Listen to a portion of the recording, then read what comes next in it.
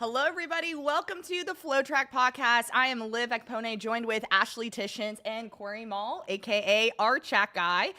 We're coming off of a very busy weekend. Yes, very busy. So just like too many things happening, too many meets going on at the same time, and all big meets too, you know? It was insane. You were in Stanford. You Yes. survived the downpour. You were prepping for Penn relays because we all know the vibes there. Corey and I were at Texas relays. Florida relays was also going on. We're going to get into all of that. But we're also going to discuss World Cross Country Championships, our favorite moments from the weekend, and we're going to take a closer look at a bigger invitational coming up later this week. But first of all, you guys, we have a very special guest joining us. So, Yes. Ashley, who do we have joining us today? I know we're all really super excited for this interview that we have. You guys may know Clay Gravesande as a season 6 cast member of the hit Netflix reality show Love is Blind. But before his run on Love is Blind, he was a key member of the South Carolina track and field program. He was a 6-time All-American, I believe, has career PRs of 20.95 for the 200, 45.93 for the 400. We have him here today on the show. We're great. We're super happy to have Clay here with us. So thank you so much for joining us. Hey, thank you for having me. I appreciate it so much. Thank you guys for having me. Well, Clay, so, all of us here, we're big track and field fans, so we know your history in track and field. I see you repping the Gamecocks there, on your shirt right there. We know you were an All-American in college, but we have to know, what drew you to track, initially? What's your background in getting into the sport? So, I'm kind of like a typical guy that got into track and field. I played football originally, and the football coach said, "Hey, Clay, you need to get your speed up." So I went over and ran track and found out I was better at track than I was at football. Started getting better scholarship offers in track than I was in football, and then I just kind of focused on track and field for the duration of my college career. I love that. Okay, so I think it's really interesting because I'm also from Maryland. You're from New Jersey.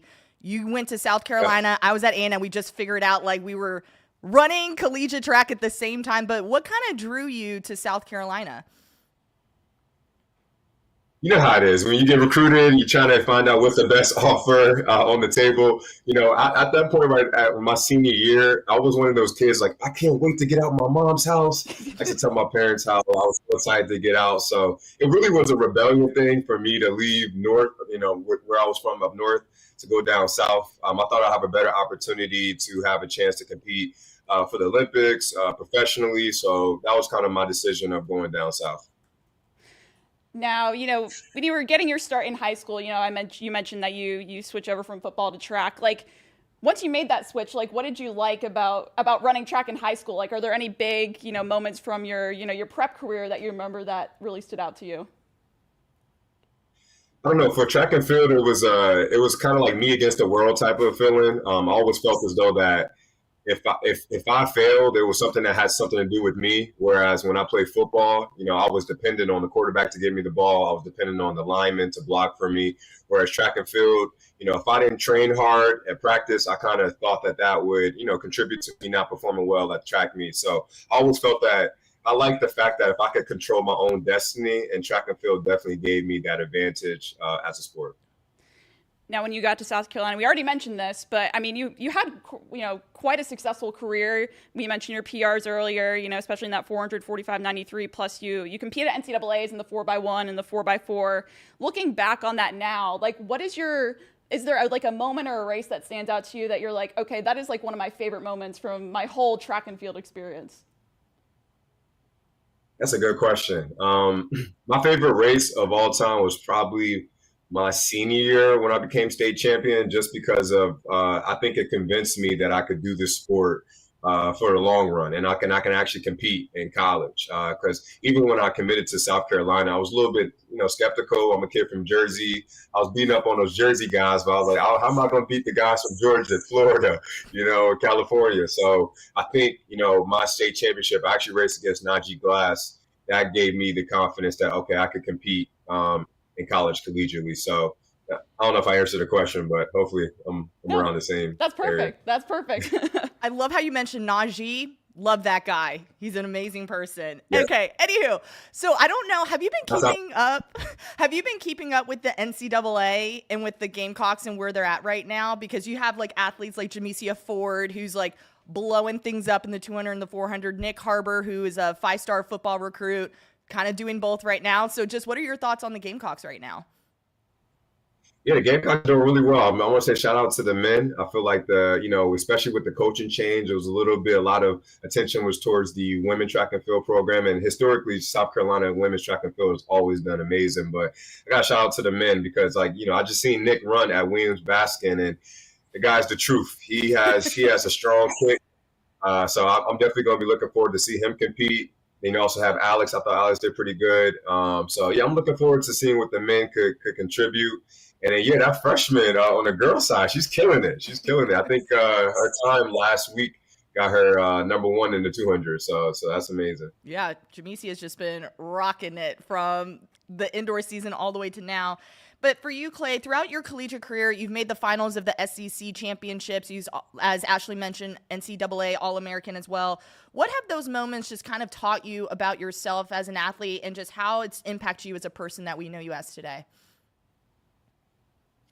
Yeah, it's kind of alluding to the answer I gave before. But honestly, like track and field is one of the sports where you honestly looking at yourself and, at the end of the day, if you could do better, I just feel like in life it's transition where, for me, I could look at myself in the mirror and have those tough conversations. I think I'm in corporate sales right now, so I contribute me being coachable to me, having fun in track and field. Like with Coach Hill Coach Fry giving me advice on different things that I could do better. Him coaching me hard when we have 500s and, dang, I don't think I'm ready to do this next set. I feel like if I could do repeat 500s, I could do anything in life. So it's just kind of like that mentality of practice, track and field practice is nothing like what I do in a regular world. So I kind of have that mentality, and I just kind of feel like I could take care of anything. That should be a quote on a T-shirt. If I can do repeat 500s, I can do anything in the world. I love that. That's amazing. Clay, the Penn Relays is coming up. It's the oldest track meet in the world, one of the largest. You competed there 4 times while you were with South Carolina.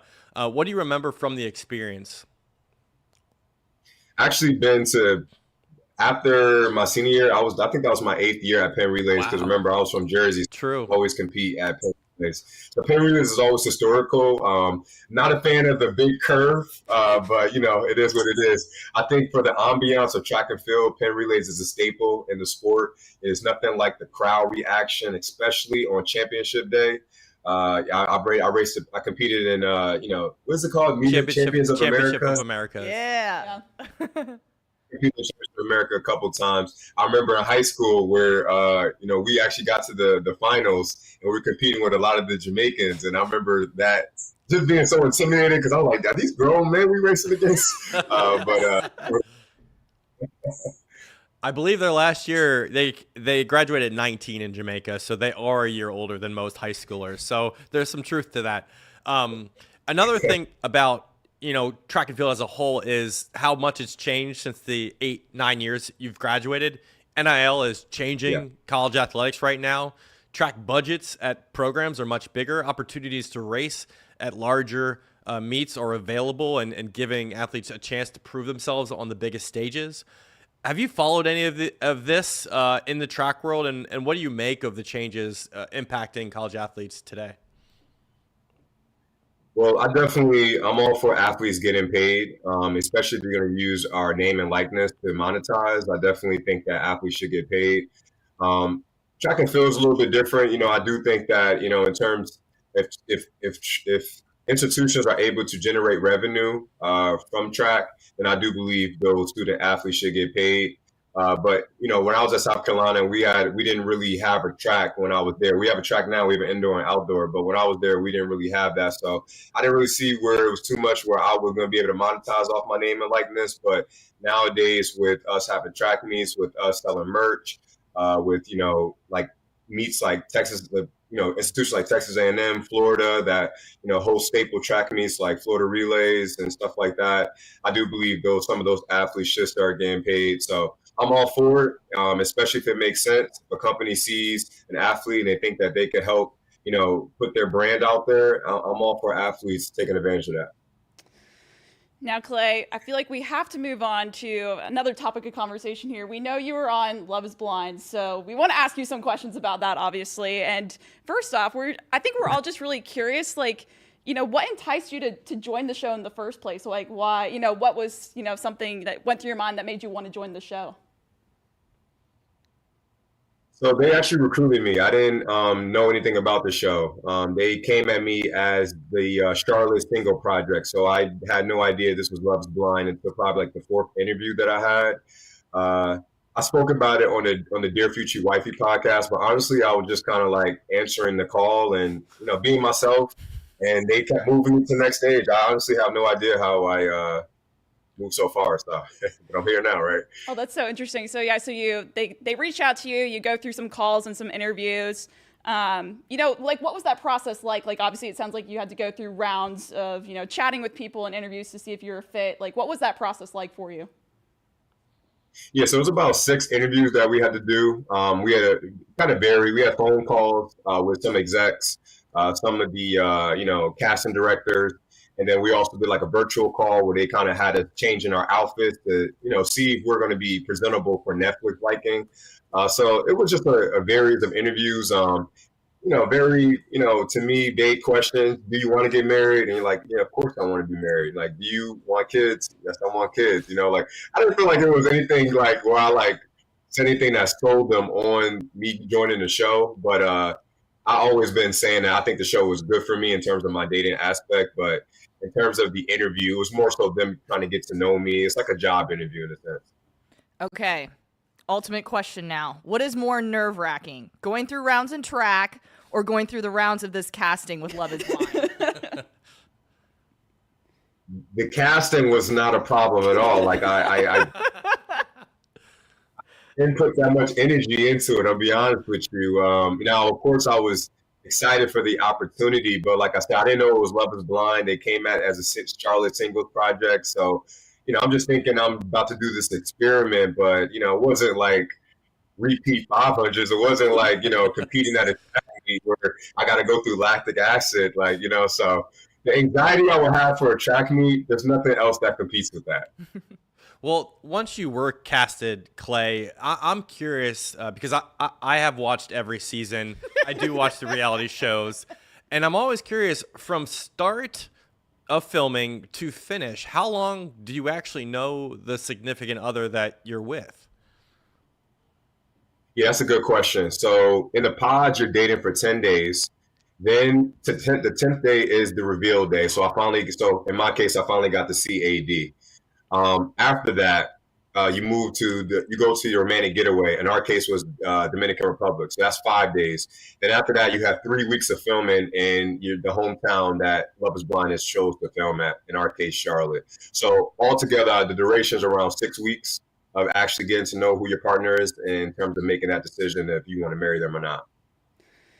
I think the other question I have too, I'm sure being on a reality show and, having your life almost filmed on camera, I'm sure at first it's like almost, I don't know if weird's the right word, but it's definitely like, I'm sure it was a different experience for you than something you've, experienced in the past. Like, did you feel that while filming or did you get more comfortable as you went along? Like, what was that like for you?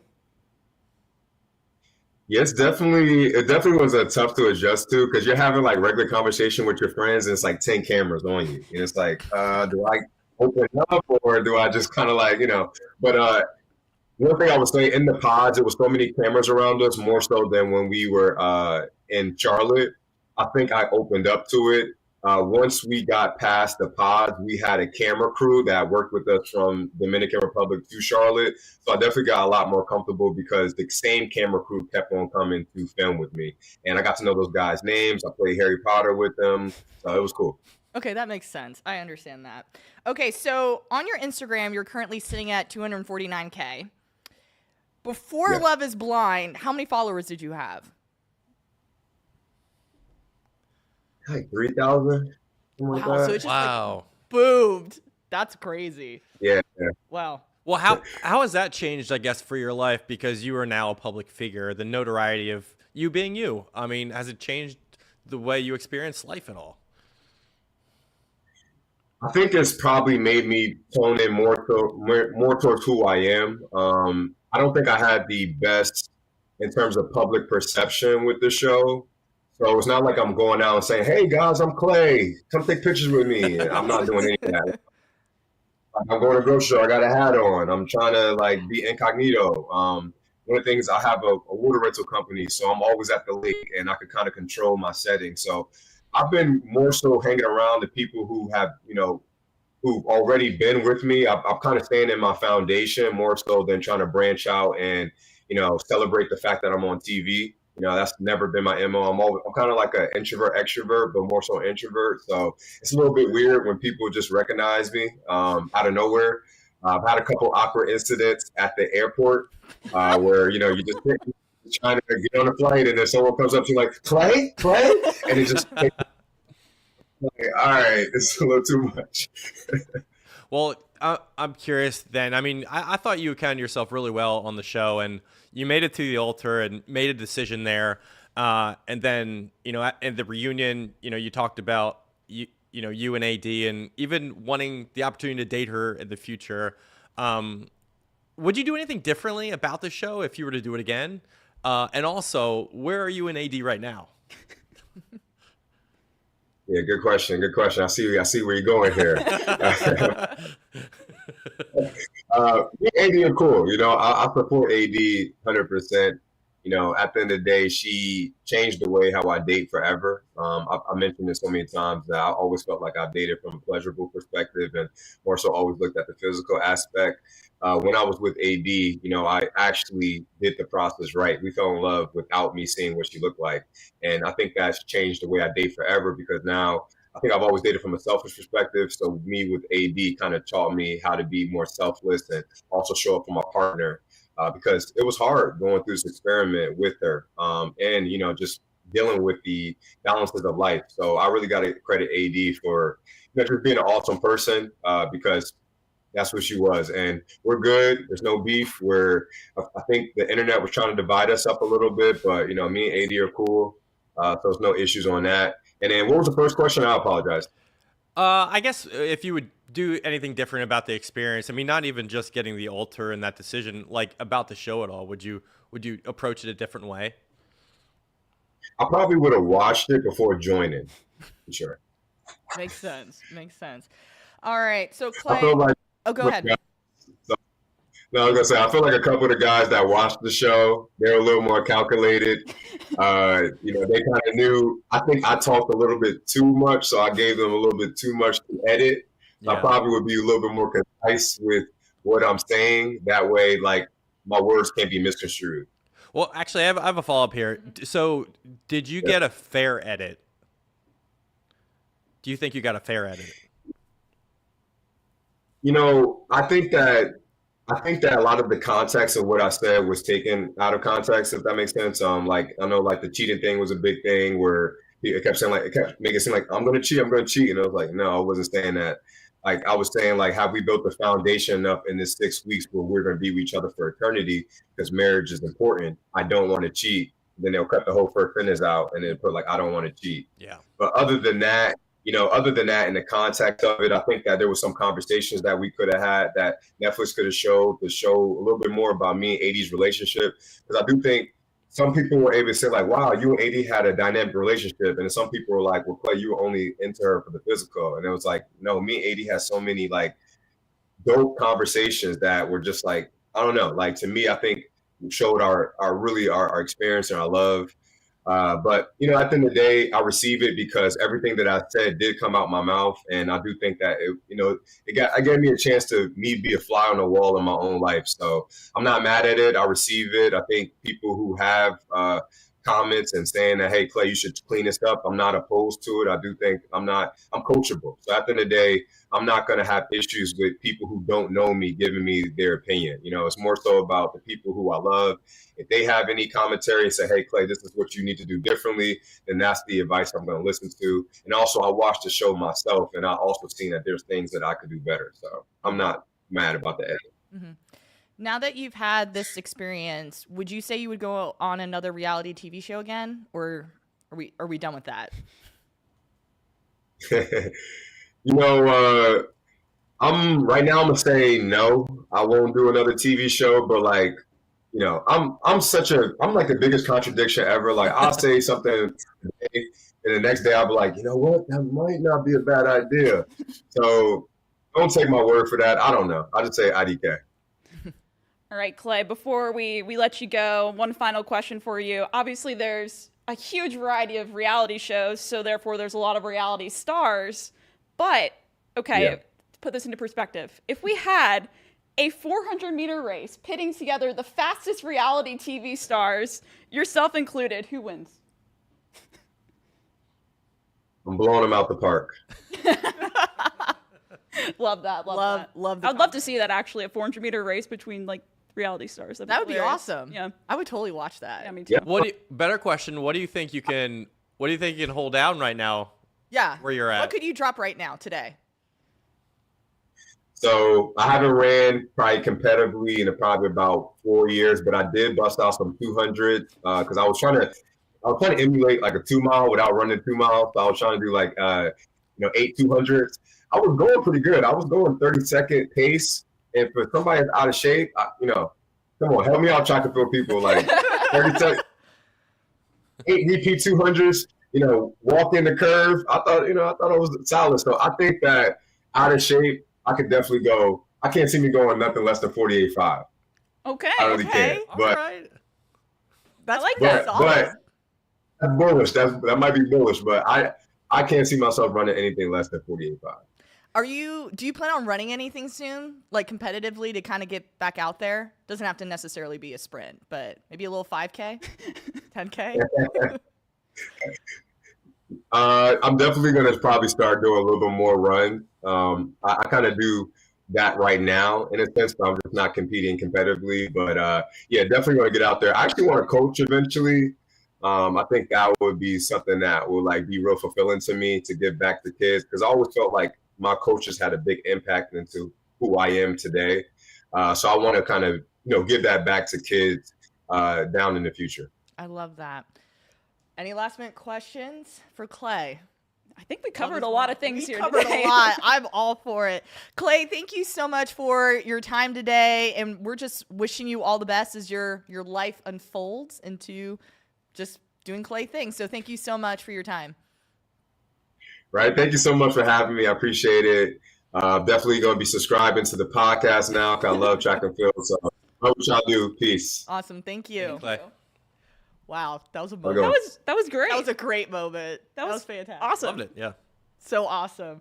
All right, so let's move on, shifting a little bit more into track and just what happened over the weekend. Let's talk about our top moments from Texas relays. There was a lot to unpack. I know, Ashley, you weren't on the ground, but I know you heard a lot of things go through the grapevine. So what would you say was your top moment from Texas? Well, as you mentioned, I was out at Stanford, but how could you not hear about that 4x2 that happened on the women's side? We see it's technically not a world record because it didn't have everyone from representing the same country, I believe. Yeah.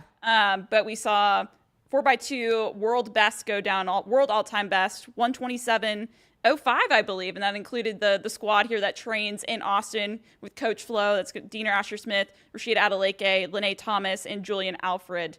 Just wow. Like what? You were there, right? Were you there to watch that in person? I was there on Corey Saturday. was on the ground. What were your reactions? Like, how did people react to that? I think they reacted to the final leg. Yeah. I think when a race starts like that, you don't quite grasp it up until, you're kind of on record pace. So by the end, as the announcers sort of broadcasting, we got the world's best on the track. That's when the crowd started to sort of, provide that swell. Yeah, and I think it probably, too, I mean, you have Julian Alfred and Rashida Adeleke who ran here last year, so I'm sure that home crowd, they're cheering for them for sure, those Longhorns. Yeah, absolutely. I think for me was just kind of looking at Gabby Thomas. We already knew that she tends to have her season opener at Texas Relays, and golly, she did not disappoint, running a 10:88 with a little extra boost of wind there, but nonetheless 22:08 for that 200 meters. So I think she's in a really solid spot. Broke the meet record in that 200. looked fantastic doing it. So shout out to Gabby Thomas there. And we're also huge fans of Akayla Garrett as well. Yes. Freshman from Texas, ran the NCAA number 2 time so far this season with the 56.19 in the 400-meter hurdles and looked fantastic doing it. Ashley, for you also, anything on the high school side that caught your attention? Well, I think one of the biggest storylines across all the divisions has to be Elizabeth Leachman, in that Invitational 5K there. She's a high school sophomore at a Bernie champion, and she not only won against all collegians in the Invite 5K, she set a meet record and then also ran a new high school national record of 15:25:27. So gosh, I mean, that's super fast. And again, I think she was lapping people in that field. She was lapping collegians. So just to put into perspective, like just how fast that time is, like that would put her toward the top of the NCAA. It's ridiculous. Corey, you and I were there to watch Elizabeth Leachman live. What would you say was probably your biggest takeaway from her race? I mean, just how informed she is. By the first lap, she separated, and she was on the mission of trying to achieve this goal. I mean, we know what she can accomplish. I think going out there and actually doing it is another thing, and she just continues to, amaze us. Yeah, just super proud of Elizabeth Leachman. Corey, were there any other moments that really caught your attention from Texas Relays? On Saturday, the 100 hurdles, Christina Clemens, seeing her race maybe for the first time, she looked really, really good. 12.79, win legal for her. First or second outdoor race this season, back from taking off last year after she gave birth to her son. She made the Olympic team in 2021 and ran really well there, 12.51, 12.53. So she said afterward, her goal is to make a team again. And then not only that, but to podium, to place, to really, make that experience count. So that's her goal this year. Awesome. It makes me think about just how many moms are out there right now that are looking to make that Olympic team, that they're among the top in the U.S. I mean, I think of like Ellie St. Pierre. She just had a child as well, and we saw what she did indoors, winning that indoor 3K world title, I believe. So, I always I think that's awesome, and it's always really great, I think, to see moms chasing their goals. Especially in a big year like an Olympic year. Yeah, I think of Nia Ali comes into mind. No, Alison Felix did it before she retired too. Now expecting her second child as well. So I'm all in support of the mamas racing. I think it's super amazing. I kind of want to talk about a little bit more what makes Texas Relays so unique. This event has been around. This was the 96th Texas Relays. Like, the fact that we're even thinking about that and saying that just shows how historic it is. So why do you think is one of those meets that we always should have on our radar?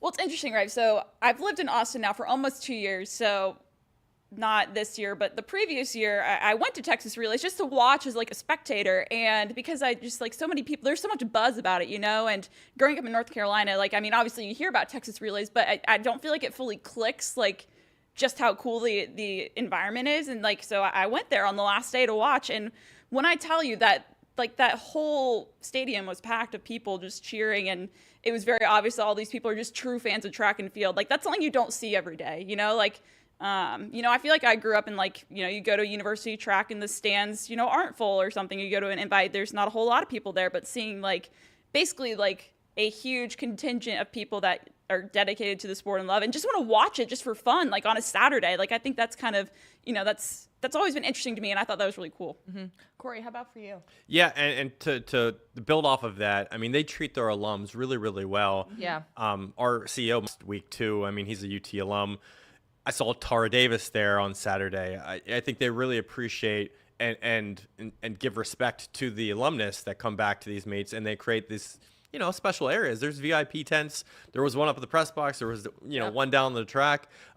They really give that love back to the athletes that gave so much for the program. And you see that at other meets too. Like Penn Relays, there's a VIP area. I remember like having one that one night where it was raining, right? It was raining there on the infield, right? Yeah. And I remember that. They were chilling. And we were all out in the rain working. Yeah. But I don't think I've ever seen a meet like this where so many alums came back and like experienced that. Maybe they love Texas and they just want to be in this meet that represents their state. But it was really cool to see. Yeah, I saw Morgan and Marquise Goodwin. They were down there. Shalonda Goodman was there too. Like, a lot, as you mentioned, Corey, just a lot of Texas alumni there. And I think what also just makes Texas Relay so unique is just the combination of elite competition. Like you're bringing out some of the best high school programs, not only in the state, but I'm thinking about like Archbishop Carroll, right? Flying in from DC to be able to compete and have that experience to face some of the elite competition. Then you have the collegians, and then also that opportunity to have those professional athletes have their debut, like Gabby Thomas and so on and so forth. So I think it's just all inclusive. The only thing they're missing is 8 and unders, and then we would hit every single thing. But other than that, I think that's why Texas Relays is so special, is it just surrounds track and field from all different ages, talented individuals across the board, which is super amazing. So let's take our chats over now to the East Coast. Let's talk about Florida Relays, because we did a kind of a deep dive into this on the Mile Split on the Line podcast of just like which, I guess, meet from the weekend kind of stood out the most. And I think Florida, I think most of us can agree, like brought out a lot of great competition. Yeah. So Ashley, speaking of great competition, what do you think was that big race or the individuals that really kind of stood out to you from Florida Relay? For me, it's the men's 4x1. For me, I think that was the one that stood out to me. Yes. Personally, because let's look at this. You had Gainesville Elite. I think they were in 37.67. Yes. In that 4x1. And the guys on that squad, Grant Holloway, PJ Austin, Arian Knighton, yes, Joe Fonbele. Seeing all those guys on a team is always really fun. That's why I like these relays events, because you see people like actually running on a team that you would never see. So I thought that was really cool, and I think I saw them chatting afterwards with people, and I think they had a quote of like, we may be competitors like down the line, but like when we come together here, there's like no beef, there's no politics, like that's just we're just out here having fun. Another interesting note. Noah Lyles was on one of those 4x1 teams, but didn't run because they couldn't get the stick to him. Oh, he was on one? Mm-hmm. Oh. So they couldn't get the stick to him too fast. Couldn't get the stick to him. They missed the exchange. Dang. Well, I also agree with Gainesville Lee. I was really impressed. I saw a reel kind of floating through my social media. I was like, oh my gosh, 37.67. That is ridiculous. PJ and Fonbule also ran the 100 as well. They went 10:02 and 10:09 for a great start to their season. And speaking of also having a great start, can we talk about Quincy Wilson really briefly? Sure. Because 45.19 is ridiculous. And just the way this kid just continues to impress us. I know for me personally, I'm just not really surprised, because it's like we saw what he did at New Balance National Indoors, breaking the national high school record, but to just continue that success and not holding back to produce a 45.19 is just insane. I said this yesterday, but hey, he got the Olympic trials auto cue. Corey, what are your thoughts on Mr. Wilson? Auto cue, man. Auto cue. It's funny because I feel like for the past probably 5 weeks we've mentioned Quincy at least once on the podcast. Is this the Quincy Wilson show now? Yes. I want to say yes. I also want to talk about his teammates as well. The Bullis School girls also took down a 20-year-old high school national record in the 4x4. They went 3:35.23, which was previously held by Long Beach Poly of California. They went 3:35.49. Honestly, when I saw this race, it was very competitive, right? You had Mount Verde in there. Miami Northwestern was in that mix. It was just kind of those three teams battling it out from kind of start to finish. But it honestly came down to Morgan Rothwell on that anchor leg. The last 200 meters was able to just bring home the victory and kind of separate herself from the rest of the competition. If you would have told me Bullis School would have done this at Florida Relays, I kind of honestly would have been a little bit I was honestly shocked to kind of see it this early. Like I felt like the 4x4 potentially could have fallen maybe a little bit later in the season, but the fact that all four girls just did an amazing job. Yeah, I saw the time. I was like, oh, that's a national record. Okay, cool. So we'll probably maybe see it go down again, potentially down the line. The parallel here, I'll make a suggestion. I think when you see a cross-country runner coming off of a national meet, they go right into indoor, they run a 5K, and they rip a good one. Yeah. It kind of feels like New Balance Indoor, great season, come back a couple weeks later, rip a good one in the 4x4. You still have that fitness. You're still building, but you still are kind of leaning on some of that stuff. I think that's a fair argument, fair comparison. Corey, Florida Relays. biggest moment Well, for you? did you mention Czechna Traore of Penn State yet? I did not. I was gonna let you chat first, but we could talk about the 200s from Florida relays. 20.23. That's incredible. Traore from Penn State. I think didn't he say he was at another university first and then transferred? He did. He transferred in from Division III Ramapo Okay. out of New Jersey. Yeah, and just put together 20.23. Nick Harbor finished third overall. Had a lot of extra win there, but 20.38 to kind of kick off that season. Just what were your thoughts on? Well, remember the conversation we had about Dakota Lindworm back in the Olympic trials? Yeah. Now you're seeing this kind of play out here. Yeah, her high school experience, she was an average runner in Minnesota. Traore ran in New Jersey for Snyder High School. He had a 100-meter best of 11.39. 23.2 in the 200 and 50.08 in the 400. So he went to Division III Ramapo and just absolutely improved out the wazoo there and finished with D3 records in the 200 of 20.72 indoors and 20.25 outdoors. This is an example of someone, kind of betting on themselves, keeping in the sport and developing. I mean, that's what you love to see, and he now has an opportunity with Penn State to really shine, and he has. I mean, he got to the NCAA Indoor Championships recently, and I think he has a shot, over the outdoor season to really do something special too. Is he the biggest dark horse in the field, potentially, in the NCAA? I would say I would say yes. Like under the radar, and I don't think anybody knew. Yeah. It's quite talking about him. Yes. And now all of a sudden you drop this and you're like, oh, wait. Yeah. Your head's kind of turned now. Yeah. All in the Game and I are on the same wavelength here. We have to talk about Jamia Ford. Huge fans of her. I feel like every episode we just need to talk about Jamia Ford. 22:37, 49:38 second split on that 4x4. I don't know if you had a chance to watch it. I did watch it. 5th to 1st. I'm telling you, she's a gamer. Oh. She's a gamer. My goodness. But I feel like, I know we've talked about this before, like, she really started peaking toward the end of her high school career. I think we saw her run at Adidas and AAU Junior Olympics. That's really when she started, I feel like, to show those glimmers of, the star that she could potentially become. I don't know if we all necessarily thought that it would happen this quick, maybe, at South Carolina. But I have to say, I feel like I've always seen that competitive side of her. Like, I remember back to Adidas when I think she ran the 400 and then had to turn around 20 minutes later and she won the 200, I believe. And she almost threw up on me in between doing an interview. So, I remember it was yesterday because I was standing next to you when all of this happened. But yeah, I think because that just shows to me there's something in her that's like, I want to win, I want to compete. And so going from 5th to 1st, splitting 49, I'm not surprised actually.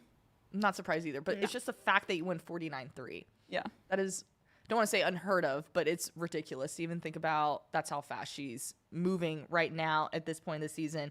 All right, I'm going to kick things off now to Ashley, talking about her biggest breakthrough moments from the Stanford Invitational. Ashley survived it.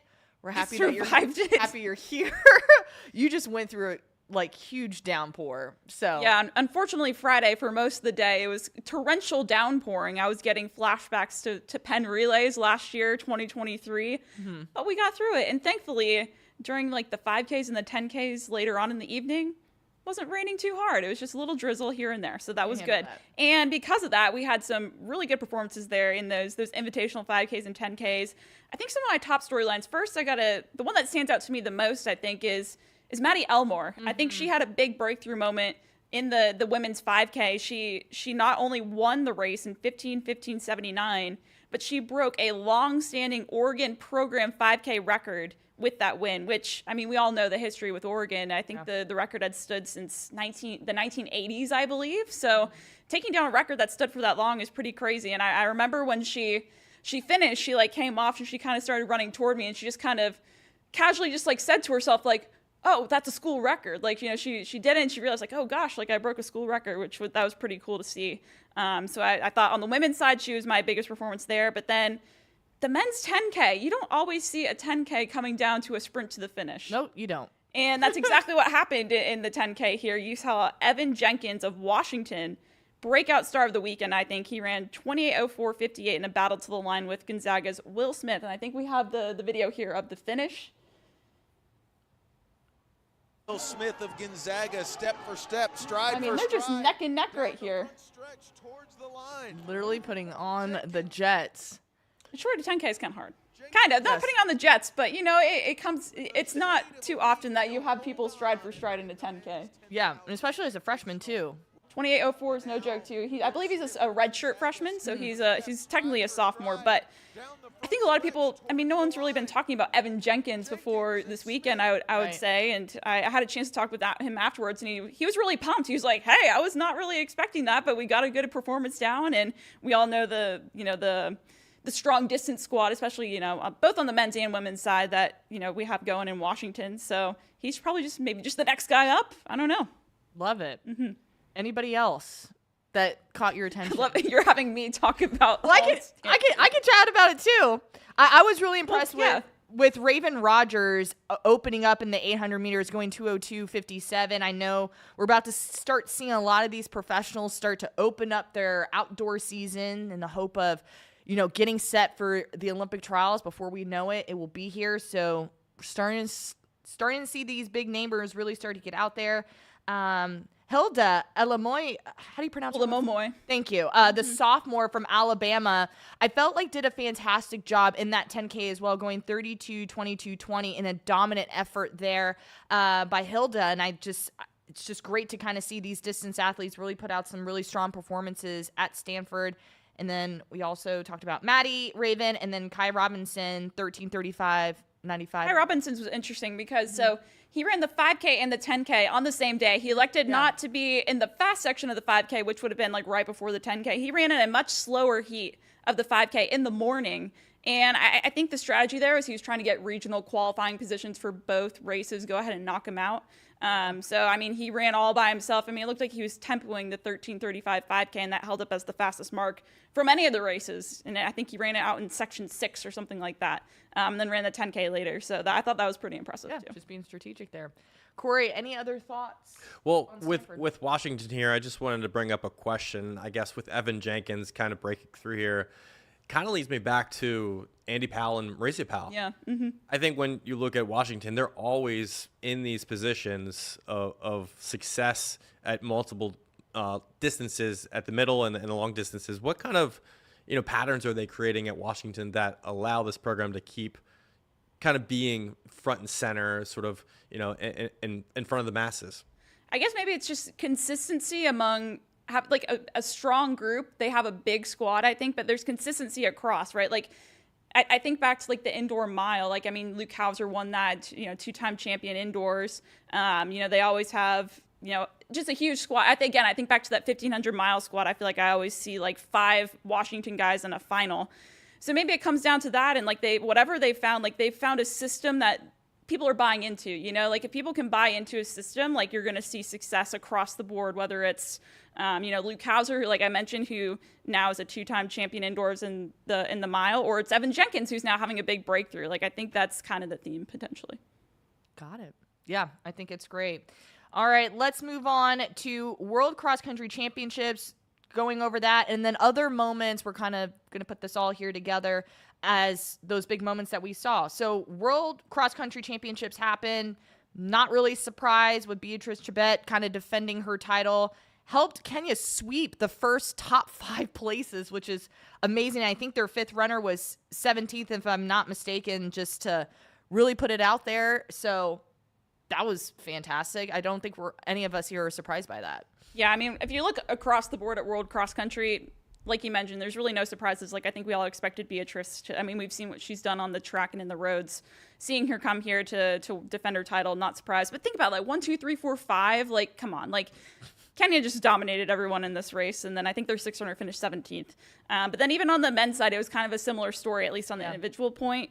Again, you had a defending champion here, so that was really interesting here. I think that was Jacob Kibalimo of Uganda who defended his title, and that was a closer race. But again, kind of the same here. If you're looking at Team USA, though, I think probably the top highlight is Wayne Kalati, top American, and on the women's side, she finished 15th. So yeah, really interesting. And then I want to actually give a shout out to, I saw this photo circulating, Emmanuel Bohr, just like want to give kudos to him because this was just like true cross country racing. his shoe like split in half, like halfway through the race. Oh my god! In the mud pit, and he continued on. Like you can see his like big toe like pointing out of the shoe. And I've seen another angle too, where like if you look at it, like it literally was split down the center here, like the sole ripped away from the upper of the shoe. Oh no! But he still finished 25th overall, second for Team USA. That's wild. Hey, cross country, it gets intense. Hey, that's cross country for you. Especially here, like, we see this consistently with like World Cross Country Championships, but like, I mean, there's hay bales, there's a mud pit, there's like, I think there were these like blue hills you had to go up. Ramps, yeah, that's the word. But yeah, like it's like so.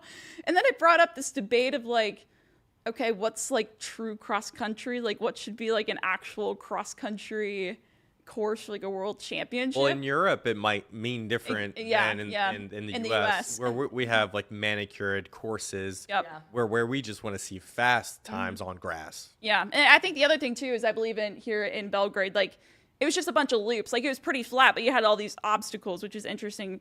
And then it brought up the debate of like, if you could pick like the true like real venue of cross country worlds, like where should it be? All in the Game mentioned that one of the Ethiopian women also ran the last lap without one of her shoes. Oh wow, man, that course in Belgrade was just taking victims left and right. But I think it's worth noting that, which is interesting, this race will be coming to the U.S. next year. Yes, Tallahassee, FSU's course. Interesting. That's really interesting. I don't know. I saw that too. Yeah. It is a difficult course, but I wonder if they will add any obstacles to it, diversions. That would be epic. That would be epic. Yeah, there are no like small creeks to pass. There's no huge mud pits, but it does cross different terrains, grass to sand, and others. So it's a cool course. Yep, cool course. I know we talked about Wayne Kaladi. Huge shout out to Allie Ostrander. Huge fan of her. She was the second American, finished 30th overall. So huge fan of Allie O. All right. Any other big notable performances from the weekend? Well, I think before we move on to the weekend ahead, we have to talk again, just briefly about Tobogo. You know I'm a big fan. Here's the Tobogo segment that is going to be included now for every show. Excuse me. When you showed this to me, I was like, Tobogo did what now? If you have not seen his 200 meters, he jogged. I don't care. South Africa, yes. I don't care what anybody says. He jogged the first 100, teased the field because they came up right next to him, and all of a sudden he's like, okay, well, I guess I'll sprint now. And then like let off the gas 5-10 meters before it goes 19.94 into a negative 1.2. I mean, and again, this came in South Africa, his 200-meter season opener. I've never seen a race where like it looked like he was pacing like an 800 or something like that. It's like you're just chilling like the first little bit. Like chilling. Who does that? Who does that? He was just playing with everyone. He was just playing those mind games. And then he was like, nah, like you said, nah, I'm just going to hit the gas with like 50 meters to go. It's so funny. I showed you the tweet because someone said first 100 was like 10.6. Second 100 was like 9.3. I was like, that's exactly what it looks like. Basically. And it's interesting now. He's the world leader now in both the 200 and the 400, which... Now I just want to see him run a 100. Let's make all three. Oh my gosh. When that happens, that's going to be insane. Again, I think because now my brain is like, what are we doing for Olympics? Because now in my head, my brain wants to be like, I think you should do the 4, like try to do the 4-2 double. Again, I have not looked at the schedule to see if it even remotely makes sense. But let's just say it does. But then we drop 100 and it's also fast. I'm like, wait, the triple is just not in the cards. So where do you go? 1-2, 2-4? Well, he's been a 1-2, so I'd expect that's probably what he would do, but we'll see how the season unfolds. Again, I'm sure he's just trying to get those first few races under his belt, just get a feel for the track and the season. Like we've seen all the pros open up this weekend in America, basically. So yes, it'll be interesting. All right, one final remark for me. Y'all know I'm a proud Aggie here. Have to give a huge shout out to Sam Whitmarsh, who competed at LSU this weekend, clocked a 1:44.46 in the 800, which currently is the NCAA leader and also number 8 in NCAA history. I believe that's also the Olympic standard, if I'm not correct. So maybe. I think I saw that somewhere. I don't want to put out misinformation. Are you sure it isn't 45? It wouldn't be 46, would it? 144, 46? You think it's 45? No, he ran 144. He ran 144. I'm Yeah. saying 144, 45 would be the or is it 144 is the standard? I was going to say, all I knew is I think he hit the standard is basically what I was trying to say. I don't know what exactly it is. I'm trying to look it up right now. I should Gotcha. have looked that up before I said that. But 144.70. So Okay, we're good. There we go. Yep. We're good. Took me a second. That was right. Awesome. So those were some great performances. Corey, any thoughts from the chat? Any thoughts from you? I think Before y'all you are move on? crazy about Tobogo. He did not jog the first 100 Are you meters. kidding me? He did not jog. Corey, jogged. I don't think we saw the same race. If you don't think he jogged that. It depends on your definition of jog, I guess, is what I'm getting at. Yours is different than mine.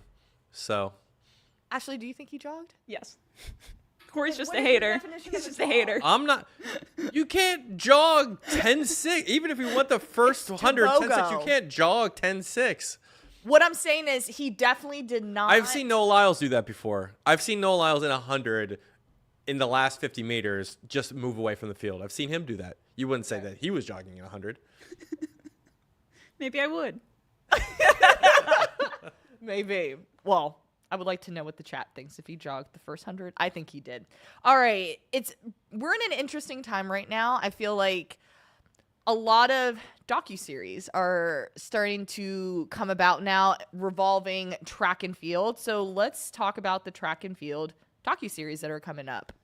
Well, I think we brought up when we were making this show, this was one thing I wanted to talk about because I feel like we saw at Texas Relays, just I think Red Bull was there filming Dina Asher-Smith, and they've kind of announced that they're following some of their European athletes and making a series leading up to the Olympics. And it made me think, like, gosh, like that's not the only, like, why are we seeing all these docuseries now about track and field athletes? Like, you have that one, you obviously have the big one from Netflix that's been in the works, and it's going to follow the top sprinters this year. I think they started filming this maybe at the end of last year. As you're going ahead to the Olympics, it makes you wonder. It's like, will this hit like some of the other previous docuseries that have come out more recently about some of these more niche sports, right? Like I think back to the Formula One documentary series that they did, and I think it was called Drive to Survive, I believe. And Formula One, I think people have said it kind of blew up after that documentary series, and then they've also done Breakpoint following professional tennis. So it makes me wonder, like, there's always that. I guess there's always been that struggle and conversation, I feel like, in track and field of like, oh, we can't make it mainstream, where it's hard to like get more people to follow it, like be more interested in it. Like, is this something that now maybe we'll get more people interested? Like, what's it going to be like? I don't know. I think to answer your question, it's yes. Because I just think about how many friends and fans gravitate towards Red Bull that I think if they saw this, it's going to have them be more aware of like who is in our sport, especially just leading up to the Olympics and things of that nature. I guess, is it going to hit, Well, so to clarify, they're two separate ones. So Red Bull's doing one and then Netflix is doing one. Right. Yeah. There's two different runs. So that's why I'm just like, hey, anything revolving track. And I feel like anytime someone puts something out about track and field itself, I'm just hoping it sticks. But I think it's more of having our fans be more aware of the people that are in our sport. I think it's really dependent on the stories. Yeah. I mean, Yeah. if you're a consumer of documentaries, specifically sports documentaries, they really do straddle two lines. Some documentaries are put on by organizations that might serve that organization to tell a good story. And then you want the documentary that serves the actual story, maybe the storyline that everybody's asking about. Jakob Ingebrigtsen and Josh Kerr, how do they really feel about each other? Yeah. How did Fred Curley, Noah Lyles, is there really a rivalry there? I think if you hit on these things that real fans are talking about and you get behind like the surface level stuff, that's when documentaries really have power. Yeah. Because they're telling you things that you don't already know. Right. Now, that's the question I will have for this Netflix documentary. Is it just about putting somebody on the camera saying this person is going to make an Olympic team and should be the best in the U.S.? Like, that's not enough for me. No. Yeah. I need to know, like, what is behind them? Like, what is actually, driving them and what are their feelings? Like, that's the only way a documentary is going to hit in my book. I agree. Like when So I've seen Breakpoint, and again, these are the same people that will be making this documentary series for track and field. I think, and it's the stuff you don't already know. Like, I'm sitting there watching this, and they're showing all the behind the scenes of all these athletes and like what they're going through to, you know, go to a meet and all this stuff. It's like and it almost humanizes them in a way and tells their story, but beyond just like showing them going out and playing tennis and saying they're the best in the world. Like, I think that's what we need to see, because people will only tune in for track and fields, let's be honest, like once every 4 years for the Olympics. And you see them on surface level because you see, oh, Noah Lyles wins the 200 or something. Oh, cool. He's like the fastest guy in the 200 in the world. But that's like all, if you're a casual fan just tuning in, that's all you really know. But if you watch something and it kind of goes more into seeing more of that human part of the story and the behind the scenes and teaches you something you don't know, that's when it becomes like, all right, that was a good docuseries. Yeah. Mm-hmm. Agreed. Yeah, so it's going to be interesting. So stay tuned for all of that. We do have some comments, by the way. Really? Just kind of hit a little bit. Apparently, Let's Run had an April Fool's joke yesterday about Kerr and Ingebrigtsen. I saw that. Did you see that? Wait, I what did happened? not know. So basically, they had the top story. It was a headline that read that Amazon pays Jakob and Josh Kerr $1 million to trash talk for their upcoming like series, because they're doing a series on Jakob and for Amazon Prime. Well, hey, I'd say yes to that. I would say yes to that. And then On the Game said that F1 is not a niche sport outside the U.S. or inside the U.S. maybe, but outside the U.S. But I think that's the point of it, right? It's like it was niche. Capturing fans inside. It was niche in the U.S., and I think that was the whole point, is to capture those fans. And now you've seen what it's done to F1 in the U.S. Yes. You can see it here in Austin, like the amount of people going to Circuit of the Americas to go watch a race there. Lovely. All right. Anything else from the chat before we move on to our final segment?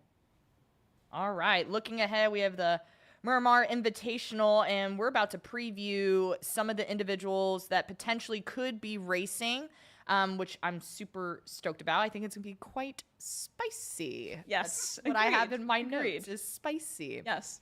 All right. I think the most notable name, two, Sha'Carri Richardson and Shericka Jackson. Again, I feel like they're probably going to open up here. I don't necessarily know what they're running, but we definitely know it's going to be some type of sprint. Yeah, it's been publicized that they'll both be competing here and opening up their seasons. Mm-hmm.